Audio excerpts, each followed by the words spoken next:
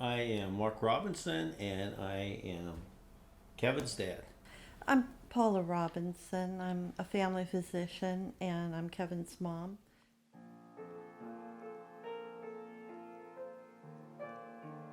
His mom sleeps in another room, and because of the fear of him having a seizure in the middle of the night or some other possible medical emergency, he sleeps with me in my bed.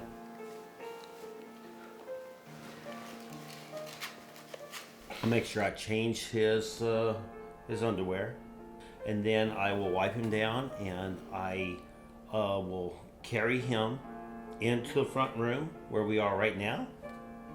And as soon as I get him in here in the morning, I immediately give him the first of many rounds of anti-seizure medication, and then I will give him his morning meal, which consists of a liquid formula, and I give it to him by what is known as a gravity bag.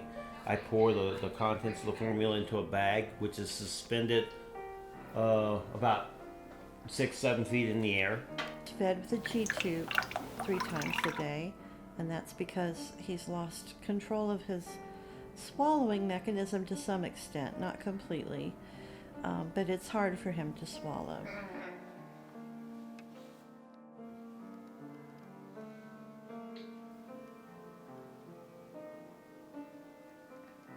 Kevin was delayed from the time he was born. He had what we thought was a mild to moderate intellectual disability, and we thought initially that it was due to his Chiari malformation.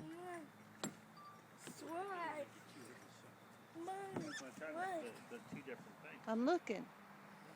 A few years later, when he was about 8, we realized he was losing his eyesight, and we pursued a genetic diagnosis at that time and discovered that in fact he had neuronal ceroid lipofuscinosis.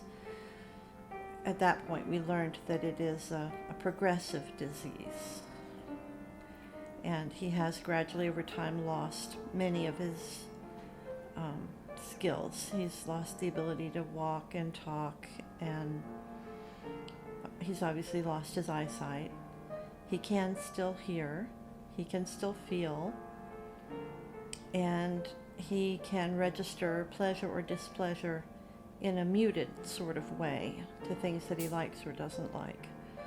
When I said I feed him formula by gravity bag, that is through a port that was surgically placed in his stomach called a G tube, so that formula or liquid nourishment could go directly into his stomach.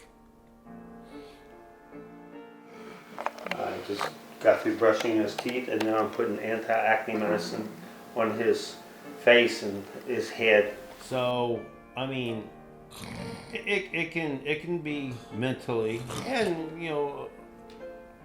sometimes physically hard, more mental than anything else. I try to make it a priority for myself to be healthy, to be strong, because I do have to literally pick Kevin up and move him around the house, and he weighs about 130 pounds. So, and I'm 62 years old, so obviously I'm going to be a little bit limited in the future how long I can keep doing this, but I'm going to try my best to be as healthy and be as fit as I can be for as long as I can, so I can take care of him. I am extremely lucky in that Kevin has a brother to help watch Kevin. Before COVID, he would get into his wheelchair. Well, his father would put him into his wheelchair, and he'd get on the bus and go to school at Churchill Park. He's in a class for developmentally disabled children, and this is his last year. Right now, he's obviously not going back and forth to school because of COVID-19. So right now, there's no approved treatment for NCL, which is what he has. There is a company, it's called Abiona, and they are in the process of developing gene therapy for the specific genetic disorder that he has. It's not there yet. There was hope that it was going to be available for trial this year, but with COVID-19, it looks like it's not going to come to clinical trials this year, and we don't know when it will.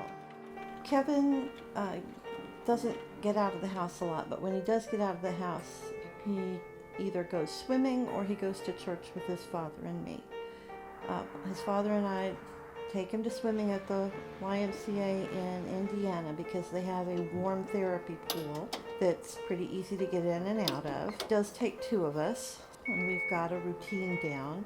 And then we lift him down to his father in the water, and his father uses flotation devices and whatnot to ensure his safety, and he gets about 45 minutes in the water about once a week.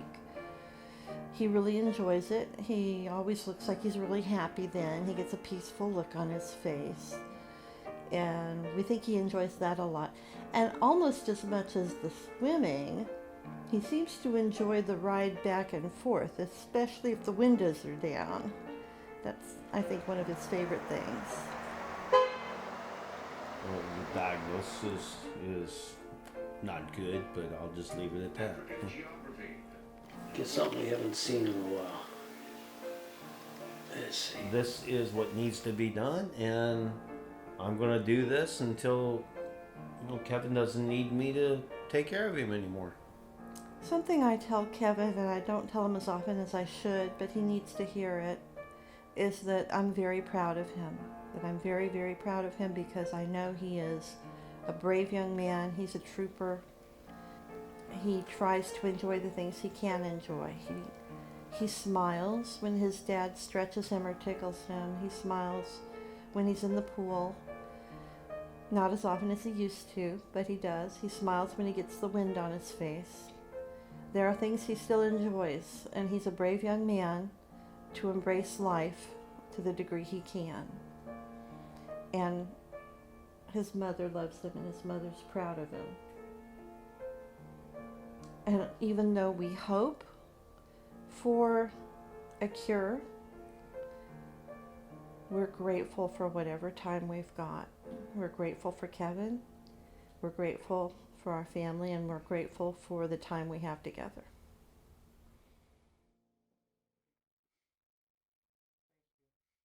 I'm going to take care of him, and that's what I need to do right now. And that's my priority. So, and he deserves it. Enough said.